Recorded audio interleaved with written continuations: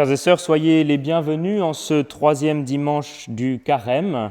Ce dimanche porte le nom d'Ocouli et qui rappelle l'antienne du psaume du dimanche. « J'ai les yeux constamment tournés vers le Seigneur, il tirera mes pieds du filet. » En Jésus-Christ, avec compassion, Dieu tourne son regard vers vous et déclare à chacun « Tu as du prix à mes yeux, tu as de la valeur, et je t'aime. » Pour nous faire entrer dans ce culte, nous entendons quelques paroles qui nous proviennent du Moyen-Âge.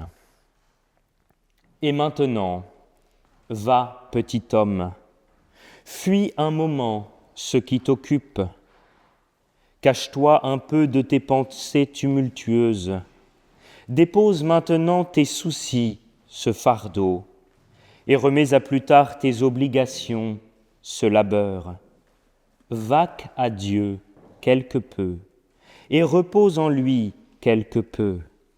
Entre dans la cellule de ton esprit, chasse-en tout, sauf Dieu, et ce qui peut t'aider à le chercher. Et porte close, cherche-le. Dis maintenant, mon cœur tout entier, dis à Dieu, je cherche ton visage, Seigneur, je recherche. Et c'est ces paroles que nous faisons à présent résonner d'une autre manière avec le psaume 42 que nous prenons dans nos recueils de cantiques. Le psaume 42, les strophes indiquées 1 à 4, comme un cerf altéré brame.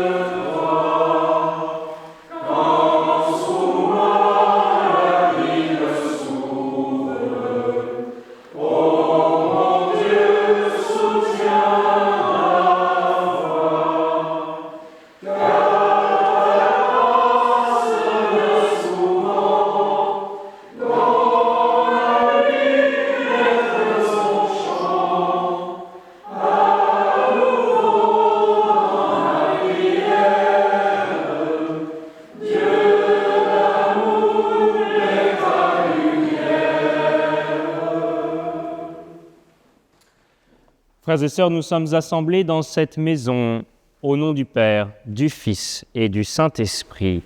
Amen. Nous prions ensemble avec les mots du psaume 34. J'ai les yeux constamment tournés vers le Seigneur.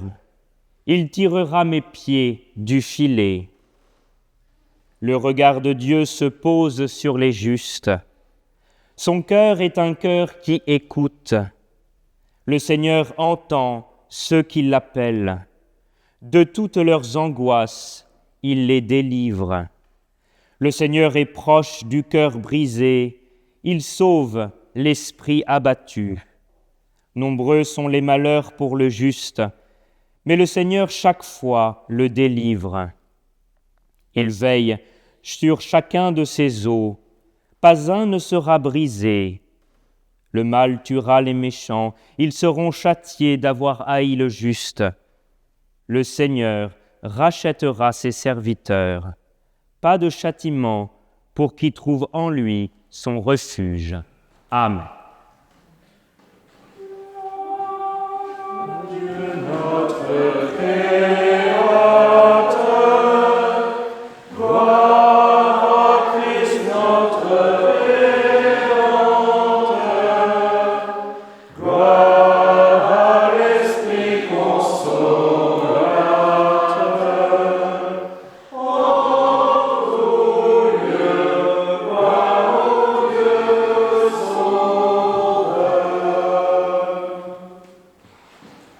Frères et sœurs, nous voici assemblés pour entendre la parole de notre Dieu et partager le repas de notre Seigneur.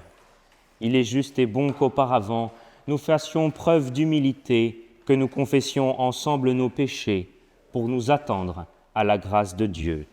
Prions. Dieu Tout-Puissant, notre Créateur et notre Père, nous reconnaissons que nous avons péché contre toi, en pensée, en parole et en acte. Nous venons chercher refuge en ta miséricorde, implorant ta grâce et ton pardon. Toi qui as donné ton Fils unique afin qu'il meure pour nous, aie pitié de nous, pauvres pécheurs, et pardonne-nous toutes nos fautes.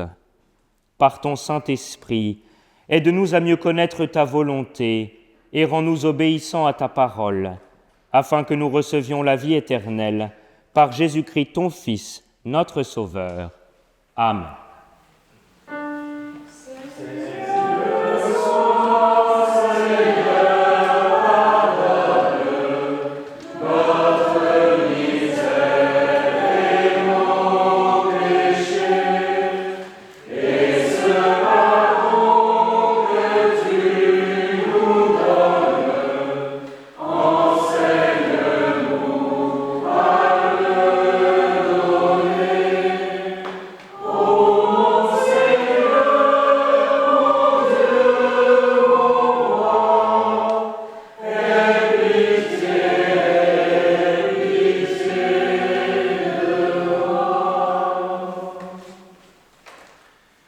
Frères et sœurs, que chacun de vous se reconnaisse vraiment pécheur, s'humiliant devant Dieu, et croit que le Père veut lui faire miséricorde en Jésus-Christ.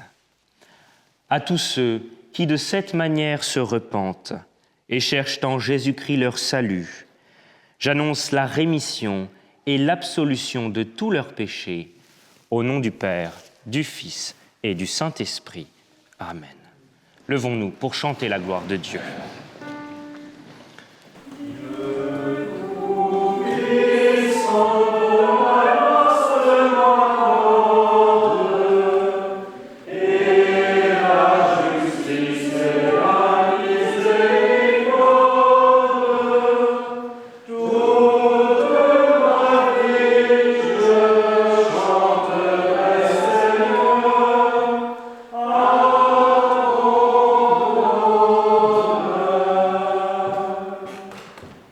Le Seigneur est avec vous.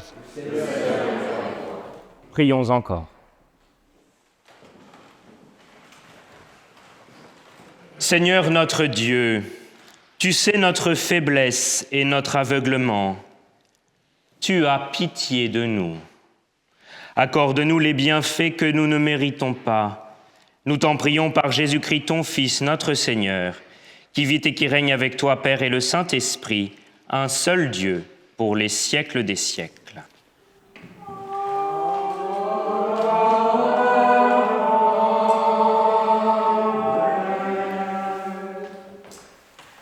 Nous écoutons à présent l'Écriture sainte et d'abord dans l'Ancien Testament.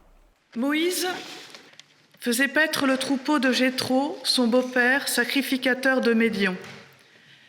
Et il mena le troupeau derrière le désert et vint à la montagne de Dieu, à Horeb. L'ange de l'Éternel lui apparut dans une flamme de feu au milieu d'un buisson. Moïse regarda, et voici le buisson était tout en feu, et le buisson ne se consumait point. Moïse dit : « Je veux me détourner pour voir quelle est cette grande vision, et pourquoi le buisson ne se consume point. » L'Éternel vit qu'il se détournait pour voir. Et Dieu l'appela du milieu du buisson et dit : « Moïse, Moïse !» Et il répondit : « Me voici. » Dieu dit : « N'approche pas d'ici, ôte tes souliers de tes pieds, car le lieu sur lequel tu te tiens est une terre sainte. » Et il ajouta : « Je suis le Dieu de ton père, le Dieu d'Abraham, le Dieu d'Isaac et le Dieu de Jacob. » Moïse se cacha le visage, car il craignait de regarder Dieu. L'Éternel dit : « J'ai vu la souffrance de mon peuple qui est en Égypte, et j'ai entendu les cris que lui font pousser ses oppresseurs, car je connais ses douleurs. Je suis descendu pour le délivrer de la main des Égyptiens et pour le faire monter de ce pays, dans un bon et vaste pays, dans un pays où coule le lait et le miel, dans les lieux qu'habitent les Cananéens, les Héthéens, les Amoréens, les Phéréziens, les Éviens et les Jébusiens. Voici, les cris d'Israël sont venus jusqu'à moi, et j'ai vu l'oppression que leur font souffrir les Égyptiens. Maintenant, va, je t'enverrai auprès de Pharaon, et tu feras sortir d'Égypte mon peuple, les enfants d'Israël. » Moïse dit à Dieu : « Qui suis-je pour aller vers Pharaon et pour faire sortir d'Égypte les enfants d'Israël ?» Dieu dit : « Je serai avec toi, et ceci sera pour toi le signe que c'est moi qui t'envoie. Quand tu auras fait sortir d'Égypte le peuple, vous servirez Dieu sur cette montagne. » Moïse dit à Dieu : « J'irai donc vers les enfants d'Israël, et je leur dirai : le Dieu de vos pères m'envoie vers vous. Mais s'ils me demandent quel est son nom, que leur répondrai-je ? » Dieu dit à Moïse : « Je suis celui qui suis. » Et il ajouta : « C'est ainsi que tu répondras aux enfants d'Israël. Celui qui s'appelle « Je suis » m'a envoyé vers vous. » Dieu dit encore à Moïse : « Tu parleras ainsi aux enfants d'Israël. L'Éternel, le Dieu de vos pères, le Dieu d'Abraham, le Dieu d'Isaac et le Dieu de Jacob, m'envoie vers vous. Voilà mon nom pour l'éternité. Voilà mon nom de génération en génération. »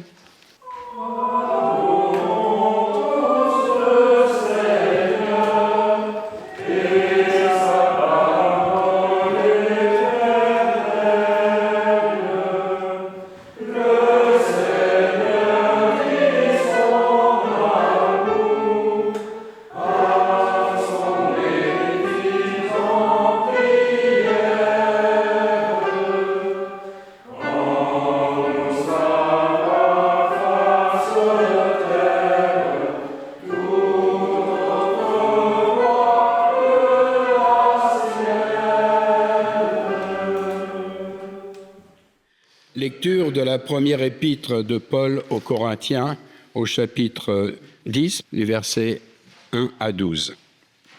Frères, je ne veux pas que vous ignoriez que nos pères ont tous été sous la nuée, qu'ils ont tous passé au travers de la mer, qu'ils ont tous été baptisés en Moïse dans la nuée et dans la mer, qu'ils ont tous mangé le même aliment spirituel et qu'ils ont tous bu le même breuvage spirituel, car ils buvaient à un rocher spirituel qui les suivait, et ce rocher était Christ. Mais la plupart d'entre eux ne furent point agréables à Dieu, puisqu'ils périrent dans le désert. Or, ces choses sont arrivées pour nous servir d'exemple, afin que nous n'ayons pas de mauvais désirs, comme ils en ont eu. Ne devenez point idolâtres, comme quelques-uns d'entre eux, selon qu'il est écrit : le peuple s'assit pour manger et pour boire. Puis ils se levèrent pour se divertir. Ne nous livrons point à la débauche, comme quelques-uns d'entre eux s'y livrèrent, de sorte qu'il en tomba 23 000 en un seul jour. Ne tentons point le Seigneur, comme le tentèrent quelques-uns d'entre eux qui périrent par les serpents. Ne murmurez point comme murmurèrent quelques-uns d'entre eux qui périrent par l'exterminateur. Ces choses leur sont arrivées pour servir d'exemple, et elles ont été écrites pour notre instruction, à nous qui sommes parvenus à la fin des siècles. Ainsi donc, que celui qui croit être debout prenne garde de tomber.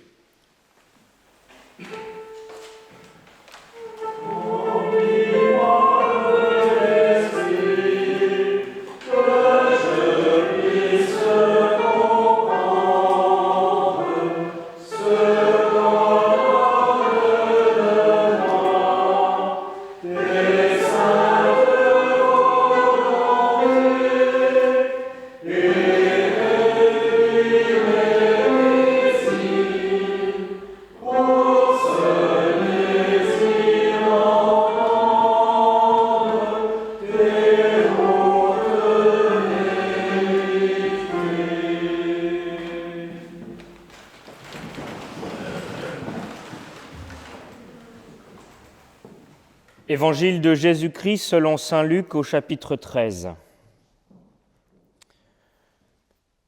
En ce même temps, quelques personnes qui se trouvaient là racontaient à Jésus ce qui était arrivé à des Galiléens dont Pilate avait mêlé le sang avec celui de leur sacrifice. Il leur répondit : « Croyez-vous que ces Galiléens aient été de plus grands pécheurs que tous les autres Galiléens parce qu'ils ont souffert de la sorte ? Non, je vous le dis. Mais si vous ne vous repentez pas, vous périrez tous également. Ou bien ces 18 personnes sur qui est tombée la tour de Siloé et qu'elle a tuées, croyez-vous qu'elles aient été plus coupables que tous les autres habitants de Jérusalem ? Non, je vous le dis. Mais si vous ne vous repentez, vous périrez tous également. » Il dit aussi cette parabole. Un homme avait un figuier planté dans sa vigne. Il vint pour y chercher du fruit et il n'en trouva point. Alors il dit au vigneron : « Voilà 3 ans que je viens chercher du fruit à ce figuier et je n'en trouve point. Coupe-le. Pourquoi occupe-t-il la terre inutilement ?» Le vigneron lui répondit : « Seigneur, laisse-le encore cette année. Je creuserai tout autour et j'y mettrai du fumier. Peut-être à l'avenir donnera-t-il du fruit. Sinon, tu le couperas. Seigneur, ta parole est la vérité. Sanctifie-nous par ta vérité. Amen. »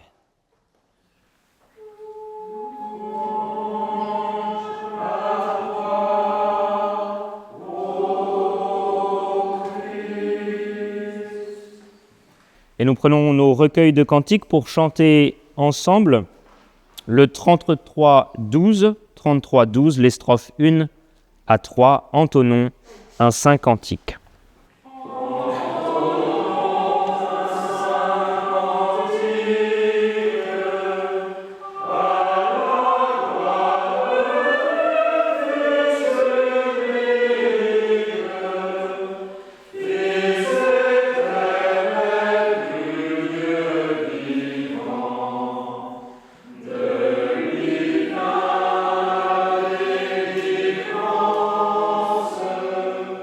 Sa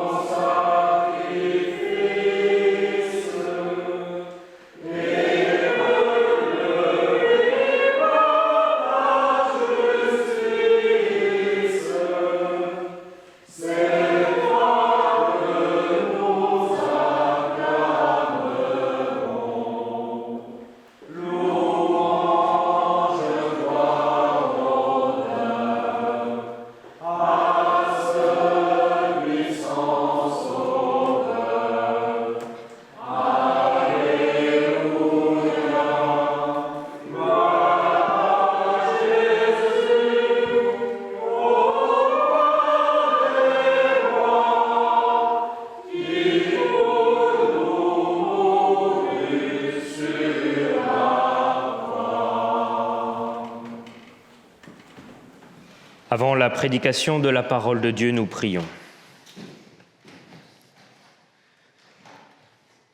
Père éternel, nous aussi, comme les gens qui autrefois cheminaient à tes côtés, nous observons dans le monde des actes d'injustice et nous ne savons quoi penser. Aussi, nous nous tournons vers toi au moment d'écouter ton évangile, afin que par ton Esprit Saint et par la prédication de ta parole, tu puisses nous présenter une fois de plus Jésus, ton Fils, Sauveur éternel. Amen. Frères et sœurs, vous l'avez noté peut-être, l'évangile de ce jour n'est pas un évangile très facile à comprendre et à méditer, mais cet évangile, par bien des aspects, est en fait assez proche de ce que nous vivons. Regardez les personnes qui cheminent avec le Christ. De quoi parle-t-il ? D'une actualité terrible, d'un acte de barbarie, un responsable politique qui choisit de massacrer des hommes alors qu'il prépare des animaux pour célébrer leur culte. Nous aussi, dans notre actualité, nous avons des événements qui peuvent faire écho à ces récits terribles. Et pas seulement lorsque le pouvoir public outrepasse la charge qu'on lui a confiée, mais aussi lorsqu'une tour tombe sans raison sur des innocents, lorsqu'un ouragan s'abat comme ça sur toute une région. Et puis, il y a un deuxième point commun entre nous et l'évangile de ce jour. Si nous nous en tenons à la logique du récit, c'est le seul sujet de conversation qu'ils ont avec Jésus. Cette actualité brûlante, tragique, révoltante, et qui les mine. Reconnaissons-le, nous aussi parfois, à force d'allumer la radio, la télévision, de lire le journal, de recevoir toutes ces notifications sur nos téléphones portables, nous aussi nous laissons nos conversations être saturées de ces choses. Et puis notez-le une fois de plus, les actualités ne sont pas pour Jésus un sujet indigne qu'il mettrait de côté en nous disant « préoccupez-vous d'abord du Seigneur ». Non, il chemine avec eux, il écoute, il répond. Peut-être est-ce là une invitation pour nous à ne pas trop séparer ce que nous vivons dans le monde de notre vie de prière lorsque nous côtoyons le Christ et que nous lui confions ce qui nous trouble, nous chagrine, nous déstabilise et nous angoisse. Et puis je fais un petit pas de côté en m'appuyant sur la liturgie. Nous sommes pendant le temps de carême et donc nous sommes dans une préparation, dans un chemin qui nous conduit d'abord au Vendredi Saint et puis à Pâques. Et c'est dans cette montée vers Pâques que nous entendons cet évangile. Cela signifie que cet évangile nous est donné par le Christ pour nous dépouiller par sa parole de ce qui nous accable. Oui, le Christ nous émonde, comme dit l'Écriture, c'est-à-dire qu'il nous débarrasse de ce qui nous charge inutilement et nous fait ployer sur nous-mêmes. Voilà l'état d'esprit dans lequel nous pouvons aujourd'hui tenter de recevoir cet évangile. Concrètement, cet évangile aborde la question de l'injustice, de la souffrance, du mal. Les théologiens, il faut bien leur donner la parole de temps en temps, nous parlerons de Théodicée. Pourquoi un Dieu infiniment bon, tout-puissant, permet-il le mal ? À la fois le mal moral, quand quelqu'un choisit, comme Pilate, de massacrer des hommes innocents, ou le mal physique, la souffrance aveugle, sans nom, sans raison, comme cette tour qui s'abat sur ces hommes. Mais Jésus n'aborde pas la Théodicée pour faire un long traité. Peut-être a-t-il eu pitié en avance des théologiens qui s'ennuyaient. Non, Jésus va tout de suite dire non. Non à une théologie du mal, non à une théologie qui cherche à expliquer le mal. Elle est sous-entendue dans sa question, ou même explicite. On pourrait se dire, Certainement, Dieu l'a voulu, ils étaient pécheurs, ils étaient coupables. Et cela résout tout.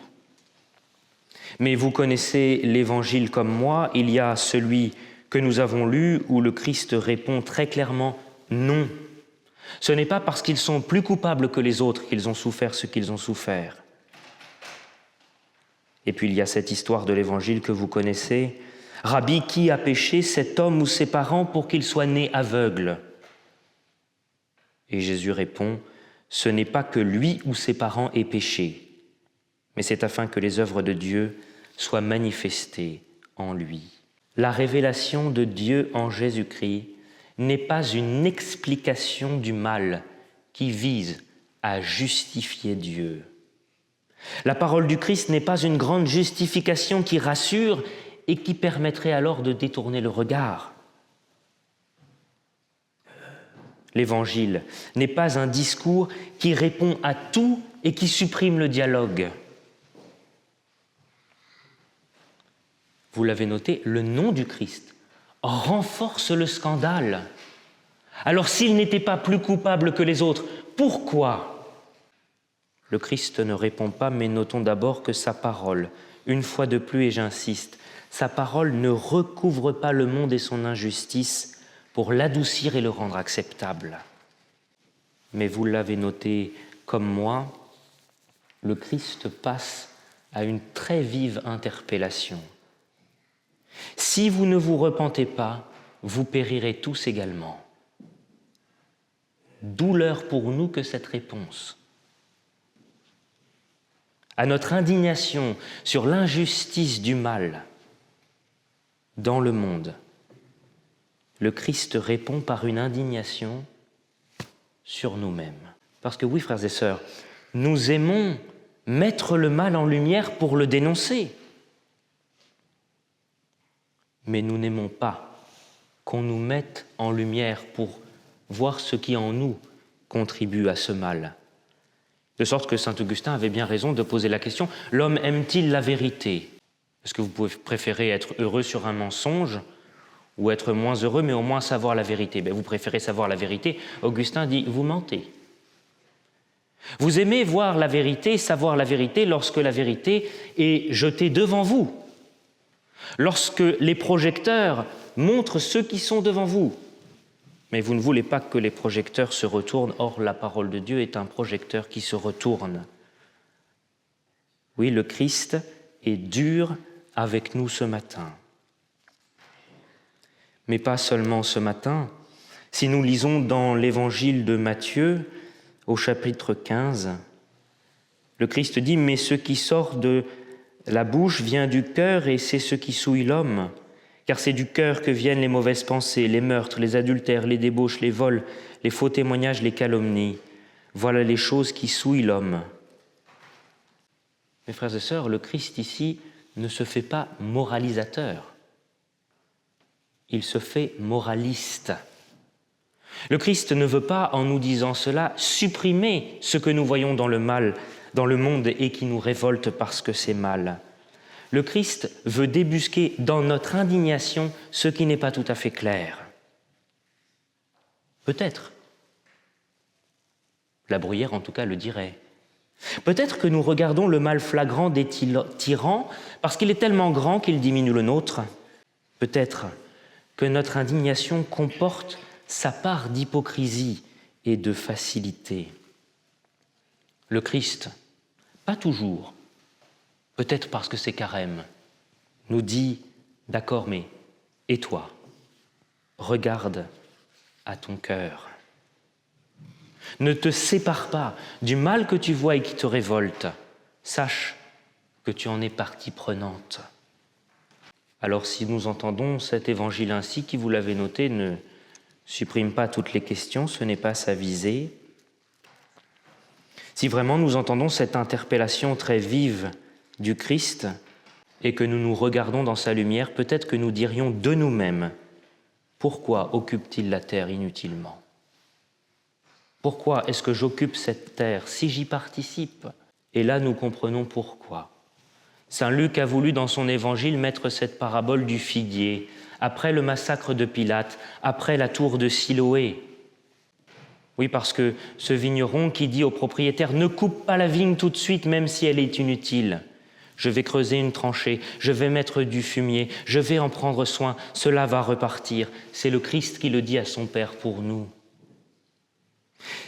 Lorsque nous accusons Pilate, et nous avons raison, Jésus, lui, après nous avoir accusés, nous pardonne et nous dit « Ma parole n'est pas là pour vous terrasser, au contraire, ma parole est là pour vous relever, pour vous faire naître de nouveau. »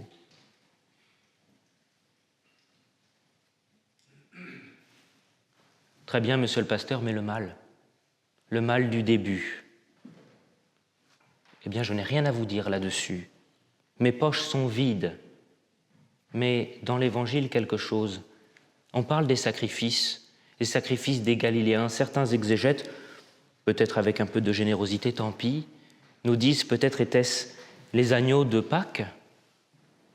Peut-être avons-nous là déjà quelque chose de l'ordre de Pâques, parce que si le Christ n'a pas écrit de traité sur le mal, sur la théodicée, sur la justice, sur la toute-puissance de Dieu, pour le mal que l'on voit, pour ce scandale que nulle parole ne pourra étouffer, mais pour le mal que l'on porte aussi en soi, Jésus est monté sur le bois. Oh, pas un discours, mais le don de soi, qui fait passer de l'accusation et de l'indignation au pardon et à la réconciliation, pour que nous, dans ce monde terrible, parce que nous en avons accepté notre part, parce que nous nous sommes jetés dans la grâce du Christ, nous puissions porter la réconciliation qu'il nous a acquise. Amen.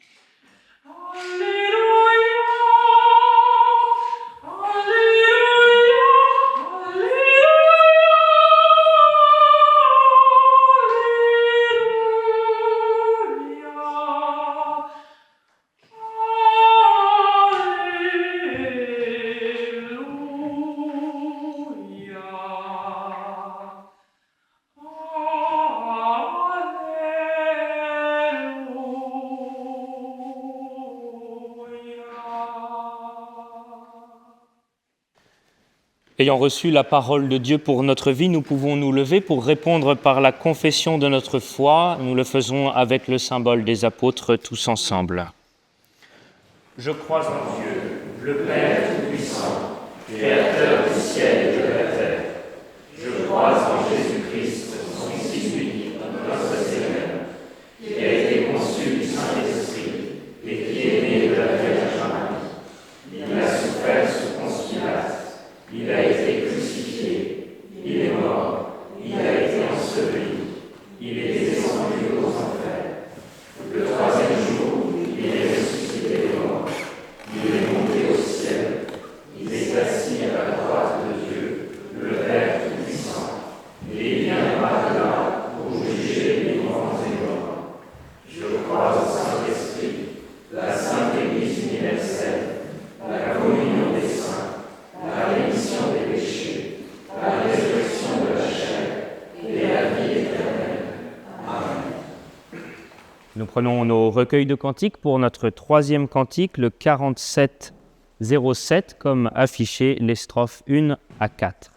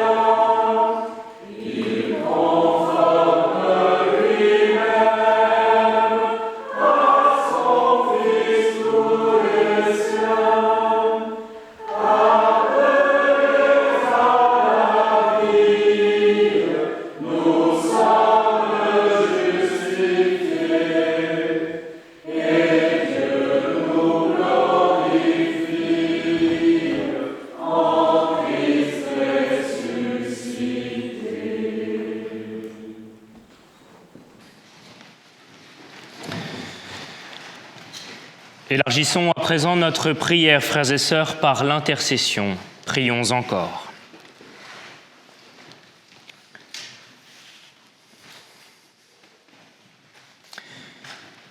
Seigneur notre Dieu, en Jésus-Christ, tu nous as révélé ton amour et ta compassion. Ensemble, nous te prions.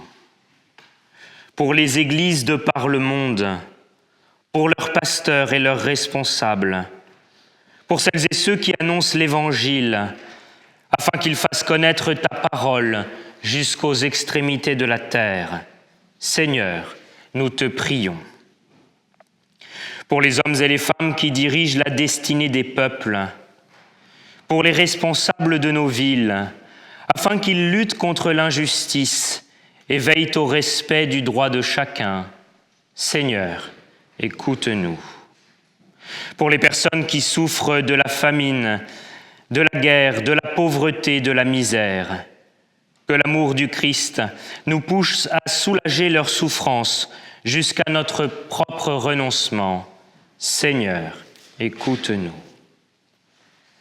Seigneur Dieu, Roi de gloire, nous te louons d'avoir fait lever sur nous la brillante étoile du matin, Jésus-Christ.